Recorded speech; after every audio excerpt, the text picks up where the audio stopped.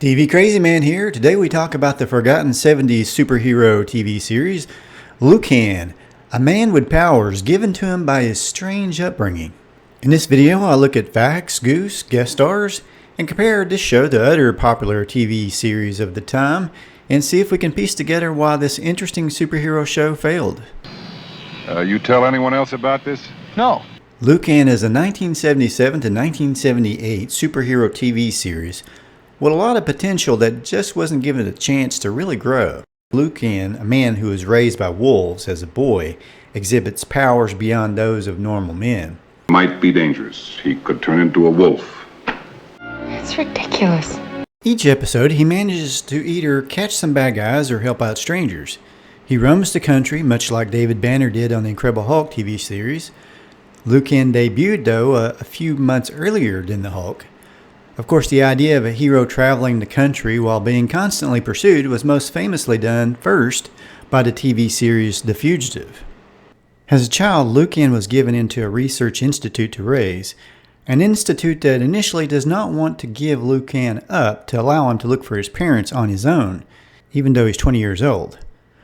He's strong and he could be dangerous. They send a bounty hunter after him, claiming Lucan may be dangerous. That a fact. Yeah, that's a fact. So the question becomes, how does a 20-year-old man basically become the property of a scientific institution legally? They must have gotten a lot of criticism for this because later in the episode Nightmare, they completely retconned the series, where the viewer is now supposed to believe that Prentice the bounty hunter was always a police detective and Lucan was always wanted for a murder, which is probably the setup they should have started with.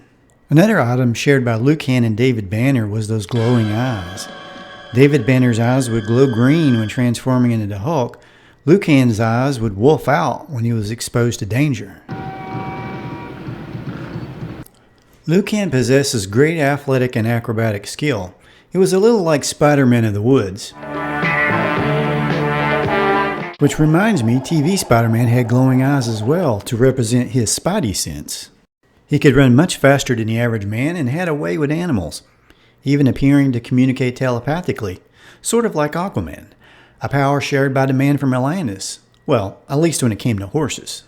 The biggest letdown from Lucan I saw as a 70s kid was the lack of cool sound effects to go along with Lucan's powers. Well, there was sort of a weird buzzing noise they used for his glowing eyes sometimes. But nothing that really stood out like the $6 Million Man's bionic sounds.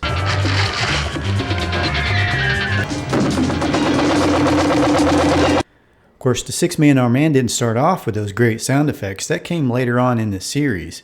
It's wild, Steve. It's wild. So I wonder if Lucan would have ended up with some cool sound effects later on. Now the Hulk had that great music and that transformation sound that went side by side with the green glowing eyes. Something like that, letting us know things were about to get real, would have been nice for the Lucan series. As a result, a lot of the action, it just seemed kind of flat. By the way, interestingly enough, the $7 Million Man himself, Monte Markham, and Diana Muldaur, who played David Banner's sister, appeared on a Lucan episode, How Do You Run Forever?, as people claiming to be Lucan's lost parents. Was fantastic. I can't even tell you the feeling. Having watched the episodes recently, thanks to the DVD release, I thought the individual stories were very good in Lucan, and you could say equivalent to shows like The Incredible Hulk.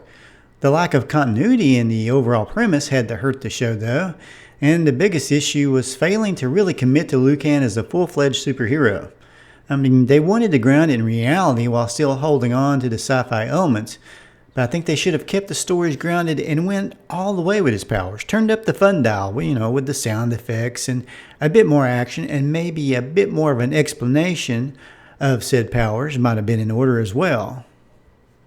Counting the TV movie pilot, there were only 12 episodes in all. Billy, be careful about letting your emotions cloud your reason. Just like the 70s superhero TV series Shazam, where the young Billy Batson was mentored by the character named, Mentor, Lucan's older and wiser father-like figure was played by John Randolph as Dr. Don Hoagland. He appeared in 7 episodes. His character was responsible for raising Lucan once he was rescued from the woods as a boy, and he continued to help Lucan stay out of the clutches of the bounty hunter turned cop, Prentice. You might recognize the actor as Clark Griswold Sr. from the Christmas Vacation movie. On the episode Pariah, Lucan saves Robbie Wrist from a big fall. You know him as Cousin Oliver on the Brady Bunch, which coincidentally Robert Reed plays his father on this episode, which kind of blew my mind. Now here's a tiny goof for you. When Lucan goes to save Cousin Oliver, he goes prepared. If you look closely, you can see a line attached to Lucan. For a show with such a short run, it really had some pretty big guest stars. In the episode The Search, Leslie Nielsen played a crooked sheriff, and this was a few years before his career really took off with comedies such as Airplane and the Naked Gun movies. What's my next line? The very first episode featured Ned Beatty from Superman the Movie and Stockard Channing from Grease. The episode Listen to the Heartbeat had Stephanie Zimbalist from Remington Steele and Brian Dennehy from Rambo First Blood. Well, what are you investigating? How about if we investigate you? On the last episode of Lucan, there was Regis Philbin, Paul Brenniger from Rawhide, and Shug Fisher from the Beverly Hillbillies. Lucan actor Kevin Brophy continued to act after Lucan while holding down a job as a valet between 1983 and 2009.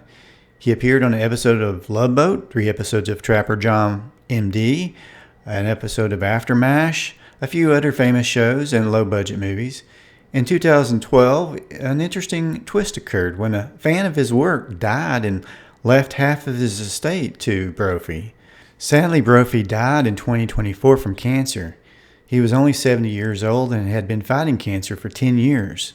You know, I'd honestly had forgotten all about this show, but I believe someone made a comment that got me searching for Lucan, which brought back faint memories I had watching this series as a kid. Thankfully, it's on DVD. I got my copy at Amazon.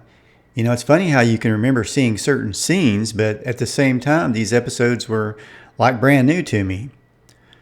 For lots more cool TV superhero facts, fun goofs, special effects, and more, check out my TV Superheroes playlist on the TV Crazy Man channel. I've got videos on other 70s superheroes like the 6 Million Armed Man, the Man from Atlantis, the Hulk, Bionic Woman, and more. Please hit the like. It's a way to help support the channel. Of course, please subscribe if you haven't already. Post your memories of Lucan in the comments and let me know what you thought of this video. I'm currently watching Buck Rogers, so look for that one in the future. I've had requests for that one, and I'm working also on a Walker Texas Ranger Goofs video. I'm looking to see what kind of mistakes and goofs I can find on that show, and hopefully without making Chuck Norris very mad. Otherwise, I'll have to move into space, and that might not even be far enough.